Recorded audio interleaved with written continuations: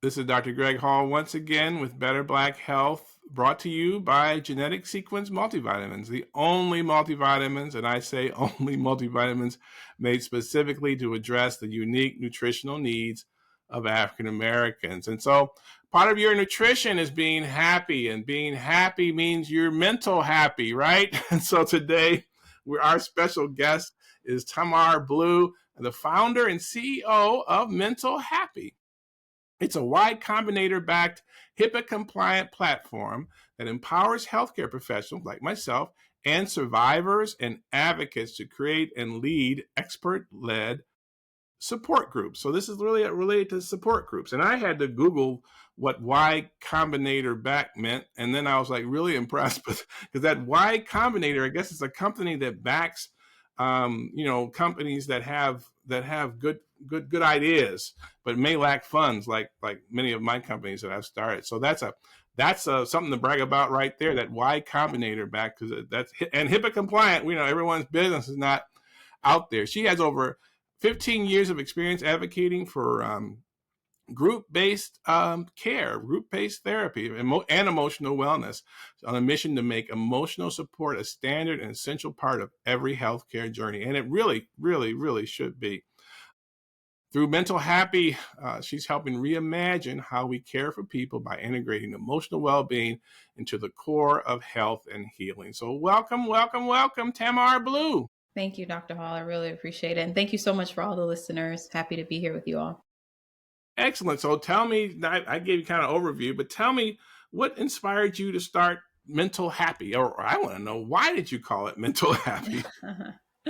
Well, I decided to name it MentalHappy because I feel there's just such a stigma around the word like mental health, right? And, the state of your mentality is really just tied to everything. It's tied to your physical well-being. It's tied to your relational well-being with other people, relational well-being with yourself. So if I felt like if I could just put that word next to something else that people really like, people want to feel happy, right? People want to be happy all the time. And with the name, I was just saying it really all starts with the mind. It makes perfect sense. And I like that, because you're right. People, if I say someone's got a mental health problem, are you trying to say I've got a mental problem? Right. It's an instant pushback. Are you depressed? Are you trying to say I'm depressed? Well, yeah, you're acting depressed. But, right. But there's ways to try to get around that. And so what made you get to the point where and this is also, it's significant for I have multivitamin specific for African Americans, but also specific to African Americans, is we like being in group therapy disproportionately more than majority populations, with related to almost anything, even mental health things, cancer support. It's just that there was a thing where even blood pressure control, Black people tended to prefer going with a group of people who all had blood pressure problems, you know what I mean? And kind of learning about that, which is really more efficient for me, although I've never incorporated it into my practice. But that data is out there that we tend to like to be in a group when we talk about our health problems. And you've kind of caught on to that as well, right? Yeah, I think in general, also most people like to be in groups.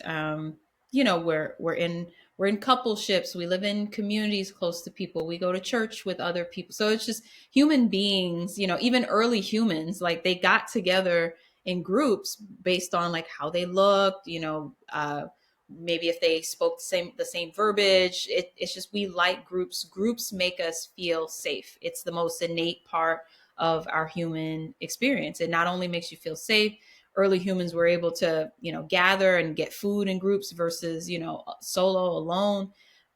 Just so you're able to share resources in a group. So groups just make a lot of sense for a lot of reasons. They do. I was thinking as you were talking about in Africa, the tribesmen that walk up to the lions eating some big thing that they just recently killed, and they walk. It's maybe like 4 or 5 of them, and they walk up to a pack of lions that are eating this newly killed thing, and they just walk as a group. and they grab a leg and they cut that off and then walk away. And the lion's just like, okay, whatever, y'all. Right. But if I they don't would know have what. walked solo. Yes, one person they'd be eating that leg off, right? Yeah, I've So, seen that. but it is group there, but it's something about not being alone in whatever your journey is, right? I mean, that's why, a lot of the best alcohol therapy is Alcoholics Anonymous in a group, I mean, and saying like, whatever my unique problem is, I'm not alone with it. And so is it particularly lean itself into emotional wellness to kind of be in a group? Is that particularly good as opposed to blood pressure treatment or? It could be anything. So with MentalHappy, we allow any expert, professional, licensed therapist, and as you even mentioned, even survivors that have a really good background to lead groups on the platform. So they're not peer driven. It's not going to just be you and a couple of friends or people that you met on the internet.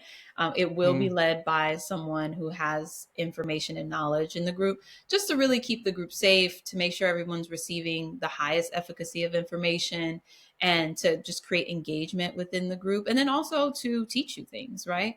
And mhm, so that's what people can expect from like the support group side. And we don't control like what groups are on the platform. So it could be, I mean, we've seen metabolic things like diabetes support. We've seen life related things. Maybe someone's, transitioning from being married to being divorced. Maybe someone's mhm, transitioning from being in the military to becoming a civilian again. We've seen groups for LGBTQIA. We've even seen like BIPOC groups for LGBTQ, right? Like if you're just a person of color.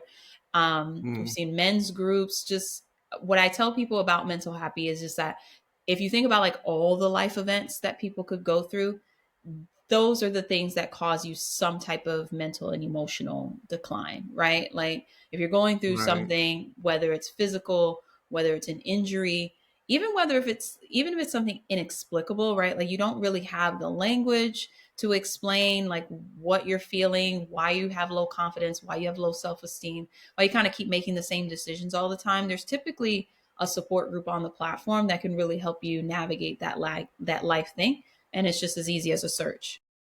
And it's good resource. I mean, I have, for whatever reason, recently had a number of um, widowers, right? Men who don't really tolerate losing their wives as well as wives tolerate losing Right. their husbands. I don't want to put that. I don't know how to say that, It's but and true. they're It's studies show like women just kind of yeah, but these guys are just lost, and they're in their 70s, and in both cases, the wives had a prolonged illness that was taxing for them, right?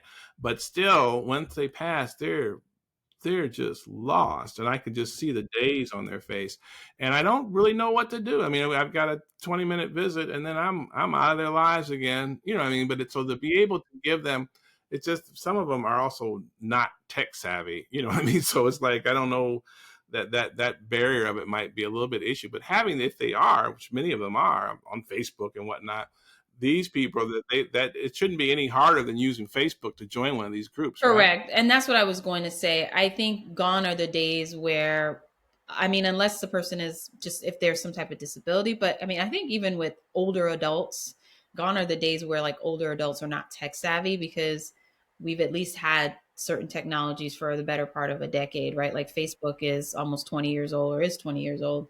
Yeah. Well, So yeah, I'll tell you, if we it's were not more complicated than that. if we were later in the day, I could introduce you to my brother who's coming over later tonight, and he wouldn't do it. You know what I'm saying?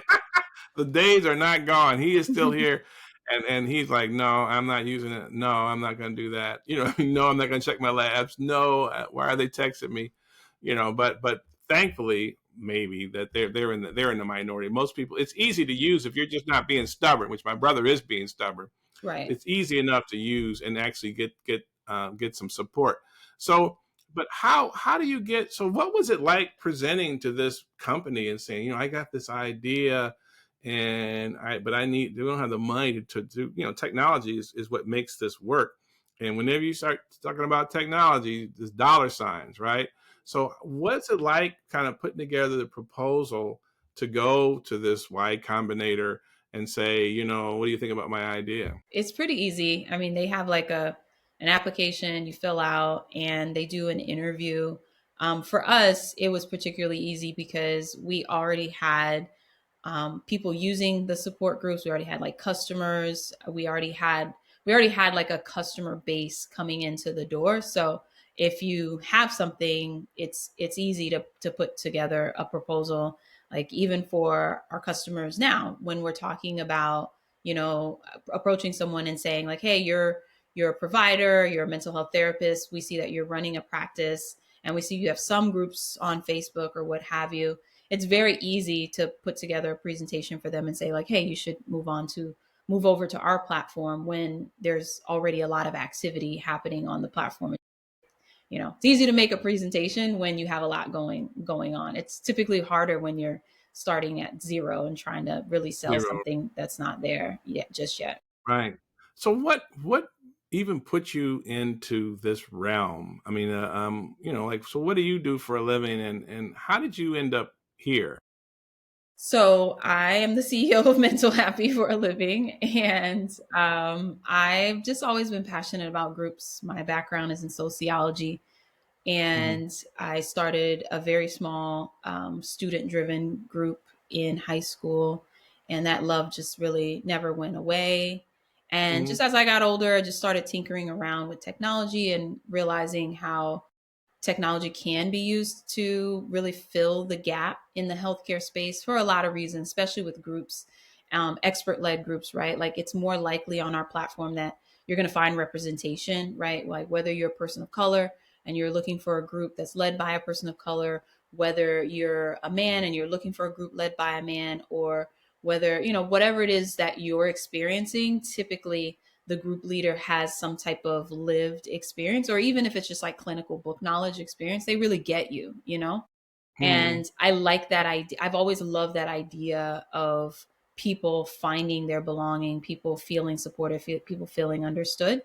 And when you look around in kind of like the healthcare space, like you said, you see a patient 20 minutes and they want to talk to you about this and that in their real world. And not that you don't care, it's just with your caseload, you've got a little bit of spacing to maybe take some notes or to log, and Hmm. then you're on to the next patient next 20 minutes, right? Maybe you're trying to get something to eat and you're on to the next person. So there really isn't anything, as I kind of like looked at the landscape of healthcare, deciding like, okay, how could I be best useful? There just wasn't anything beyond that. Oh, okay, you have diabetes.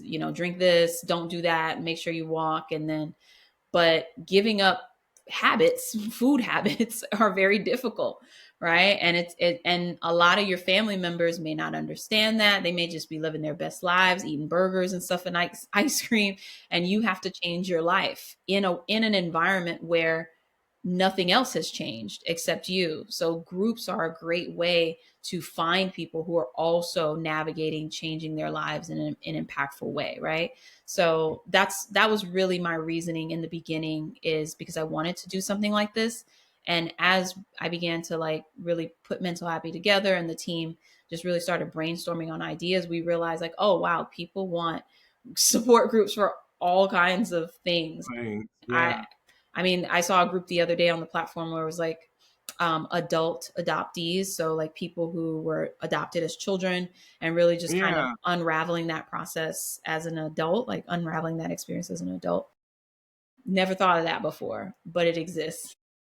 So, yeah, just a lot of different groups that people are looking for support. And I'm always blown away that these groups fill up very fast. Like immediately there's 5, there's 10, there's 15. And then next thing you know, there's like over 30 people who are sharing and having this community with you. That's wonderful. And it really is, because there people feel isolated. I had a lady whose um, grandson um, had a daughter with blue eyes. They're pretty smart people, and she was like, "How is that possible?" So they did, these tests in 23andMe, and found out at 72 her father was not her father, right? And so I was her mother's doctor, and she used to bring her, that's how old I am.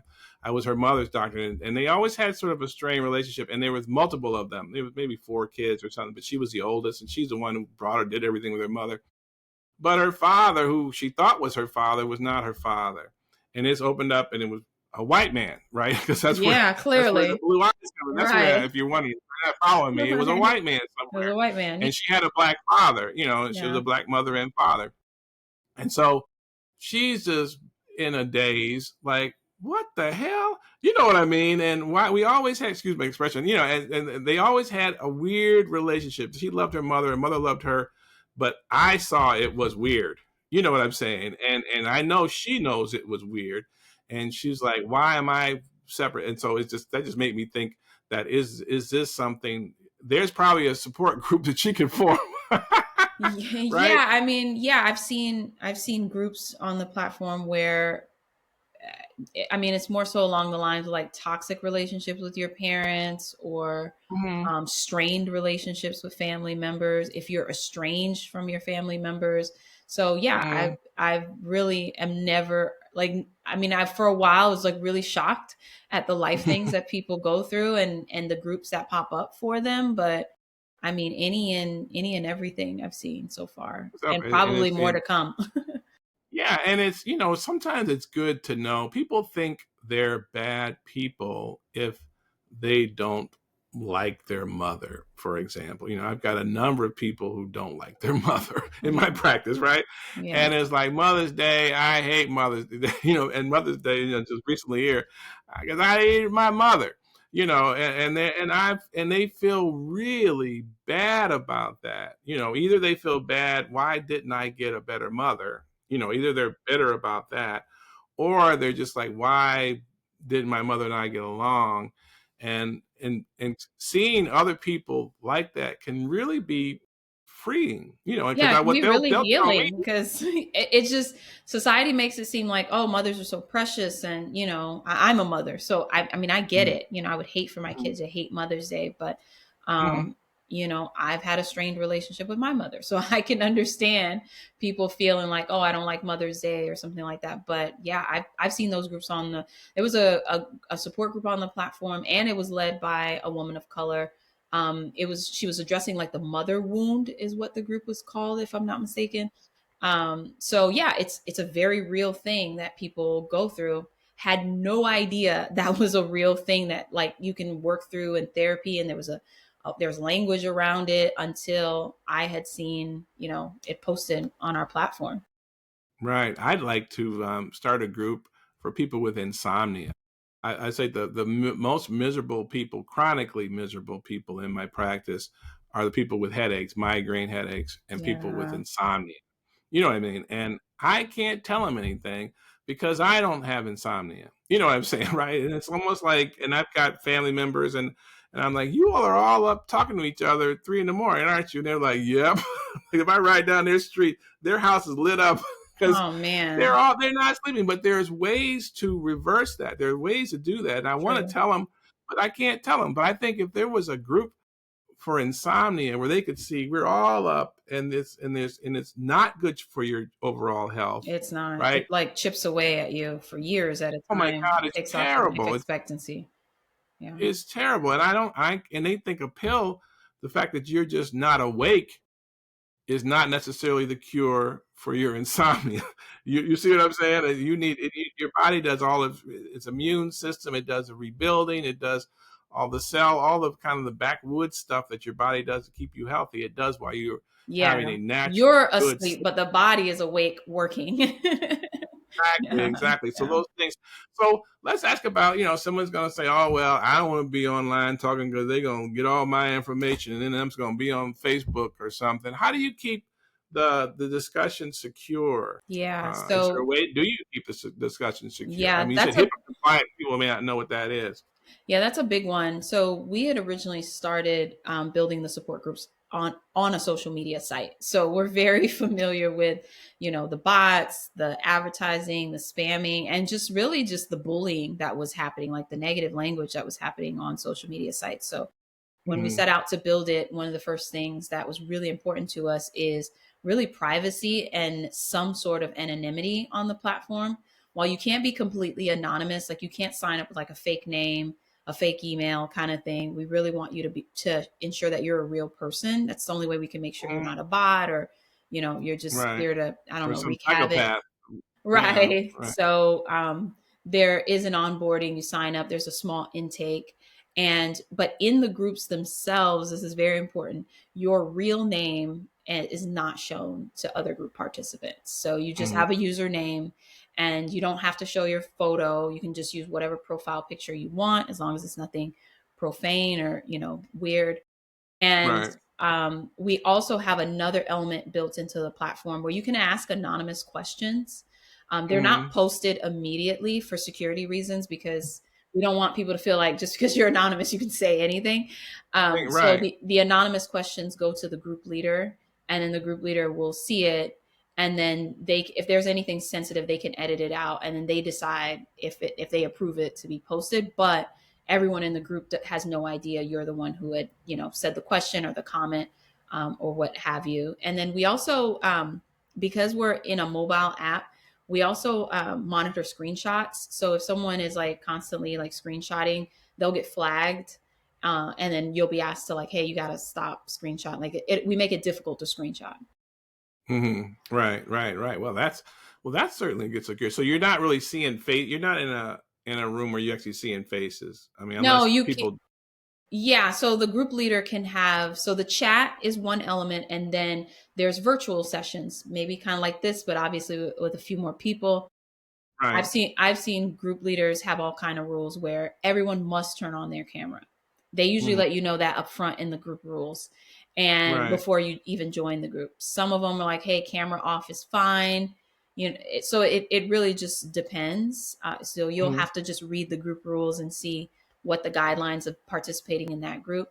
I like the camera on thing because I feel like it does build a sense of trust and camaraderie, like in the group. I mean, it's a community, right? And you're supposed to be able to be vulnerable. So if everyone's equally being vulnerable, it's a safer space. Yeah, I um think so too. yeah, but Yeah. I think a lot of people's questions are like, what's the expectations of me in the group? And is this going to Mhm. be, am I going to get like weekly homework? And people just always want to know up front, like, what they kind of understand the concept of support groups, but not really fully understanding like what's expected of them. And I always say, like, the group has all the expectations like right on the front page. So even before you click join, you know what to expect. You know if there's any like trigger words that are going to be said in the group.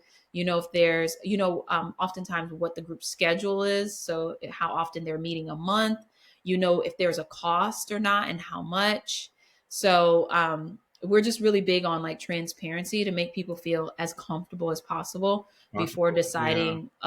deciding to join a group. But it's quite rewarding. Like people feel motivated, they feel uplifted. I've heard people say like, I wasn't going to jump into the group session tonight, but it really helped me in like making it through even my next day or the week or what have you. So kind of Mhm. like going to the gym, right? Like Yeah. Right. I'm always dragging my bones to the gym, but when I come out, I'm like, oh, I'm so glad I did that. That. Right. Right. Right. Right. Where do you think technology is going? With this is kind of where we're starting, but where do you think we're going to be 10 or 15 years from now as far as this? As far as mental happy specifically, or Yeah, I mean that, and then therapy. I'm like they've got these oh, 3D therapy. things. I'm like, am Yeah. I going to be in a 3D session in a room? You know what I mean, with goggles on, or I mean, and where does AI does AI sort of listen and then come up with something for us to consider? I mean, it just seems like Yeah, there's a lot of possibilities. yeah, I mean, I think we will see the rise of more like AI driven, like AI first type tools to Hmm. support individuals. So I don't have a crystal ball. Like I don't know where technology is going to be in like 10, 20 years. It's moving so fast. It's not always linear as you think. And something that seems wildly popular today, I've seen the most popular things just disappear. So Right. you just kind of never know. But but I do think I do deeply believe in like AI assisted things. I don't Mm-hmm. think, at least right now, in the next 5 years, we'll be in a place where, at least for MentalHappy, replacing group leaders with any type of like AI that just leads the group. Mm-hmm. People really do come for that human to human connection. I think AI is useful in the onboarding and the measuring health outcomes piece. So where so people and organizations and practices that have to like really onboard their patients onto our platform, like how can we use AI to make that easier for them? And then Mm-hmm. also like the back end of health assessment. So let's say you are in a diabetes support group, like and you did 3 months of the support group or 6 months, like what were the health outcomes based on your experience with that support group, and how can we use that data, how can that group therapist use that data to really reshape the group and make it a little bit more efficient, and how can we also leverage that data to share with your primary care doctor, right? um, Yeah, right, right. So but I what's the range of cost? I mean, like if I'm thinking about doing it, what should I be thinking about in terms of financially what it would cost me?